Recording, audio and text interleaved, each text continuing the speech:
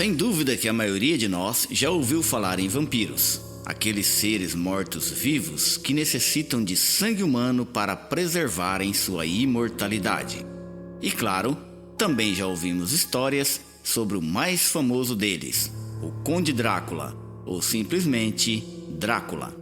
Esse é um personagem fictício que dá título ao romance de terror gótico escrito por Bram Stoker em 1897.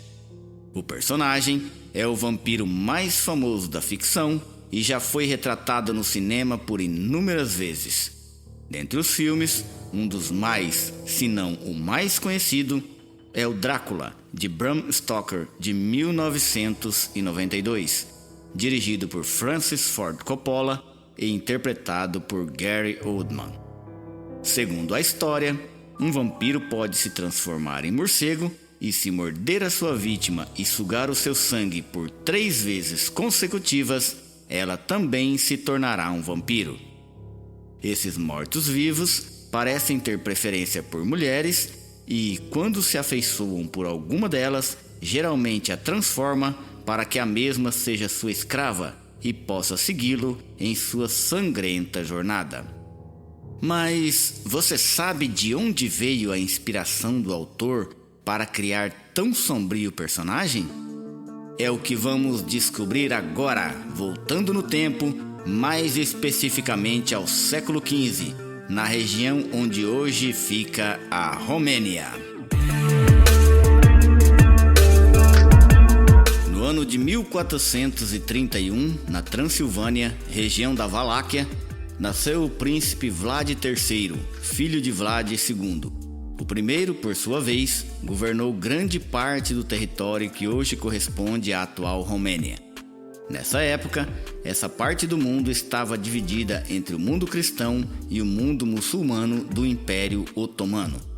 Vlad II, o pai de Vlad III, era membro de uma sociedade cristã romana chamada Ordem do Dragão, criada por nobres da região para defender o território da invasão dos turcos otomanos. Por isso, Vlad II era chamado de Dracul, que significa dragão, e por consequência, seu filho passou a ser chamado Dracúlia, que significa filho do dragão. A palavra Dracul, entretanto, possuía um segundo significado, diabo, que foi aplicado aos membros da família Dracúlia por seus inimigos e possivelmente também por camponeses supersticiosos. Tanto Vlad III quanto seus antepassados estiveram em guerras sangrentas contra os povos vizinhos, sobretudo húngaros e otomanos. Vlad III ficou conhecido pela barbaridade com que tratava seus inimigos. Embora não fosse um vampiro, sua crueldade alimentava o imaginário, de modo que logo passou para o conhecimento popular como um deles. Durante sua estadia no poder, os guerreiros das outras nações que eram capturados pelos romenos sofriam torturas e mortes carregadas de extrema crueldade. Os procedimentos, segundo consta em alguns livros dedicados à investigação da vida de Vlad III, iam desde mutilações das mais variadas partes do corpo até decapitações e, sobretudo, empalamentos, seu método preferido de execução. Esse procedimento consistia no depósito do corpo de uma pessoa viva sobre uma estaca de madeira. O ponto da perfuração geralmente variava, ou no umbigo ou no ânus. A morte era lenta, dolorosa e agônica. Vlad tinha prazer em comer em frente às suas vítimas, com os corpos empalados, ouvindo seus gritos de agonia. Na Rússia, histórias populares sugerem que Vlad somente era capaz de fortalecer o governo através de brutais punições a inimigos, e uma visão semelhante foi adotada sobre ele por historiadores romenos do século XIX. A história de Vlad III é considerada uma das mais curiosas e cruéis da história da humanidade. Dizem as lendas que um dia Vlad viu um aldeão com a camisa toda suja e lhe perguntou se sua esposa era saudável. O aldeão respondeu que sim, e sua mulher teve ambas as mãos decepadas. Vlad arrumou outra esposa para o aldeão e lhe mostrou o que acontecera com a antiga, para que servisse de exemplo. Há ainda uma história que diz respeito ao modo como Vlad eliminou os seus inimigos políticos. Conta-se que o príncipe organizou um banquete para os outros nobres do território romeno, e no momento em que os servia, os soldados de Vlad entraram no recinto, ataram os nobres, viraram-nos de barriga para cima e empalaram-nos lentamente.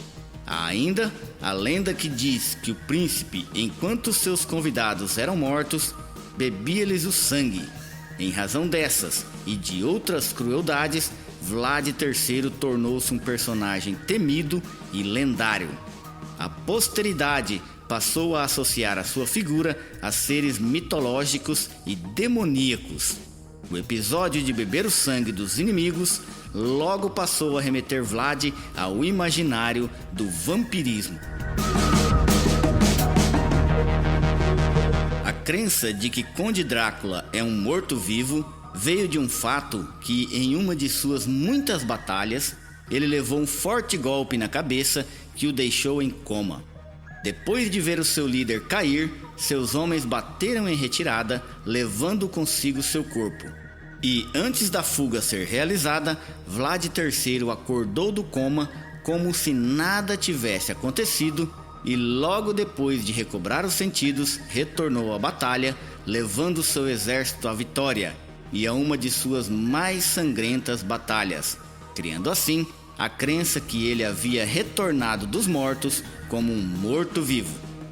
A biografia de Drácula muda conforme a adaptação de sua obra.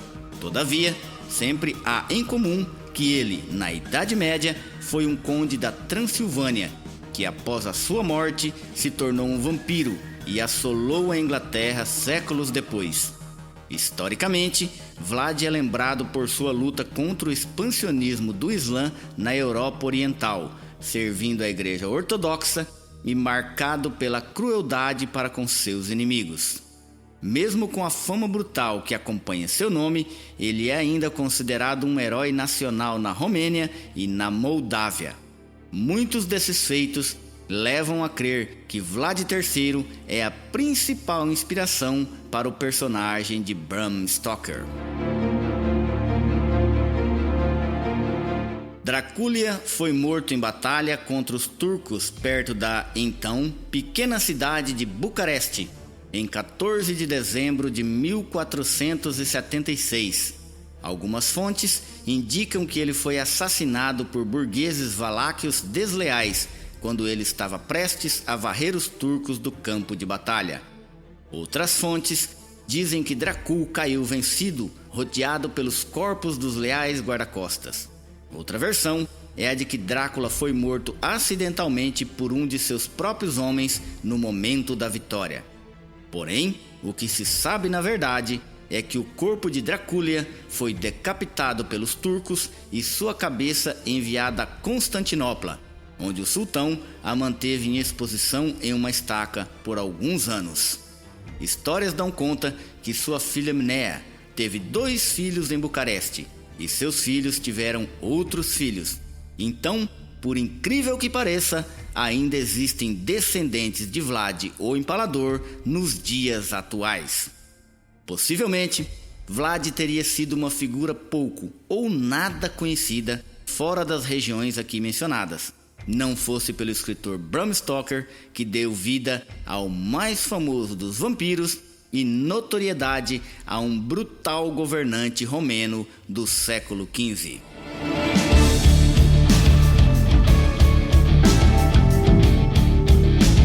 Peço que você se inscreva no canal e, se gostar dos nossos vídeos, curta e compartilhe com seus amigos. Até a próxima. Tchau!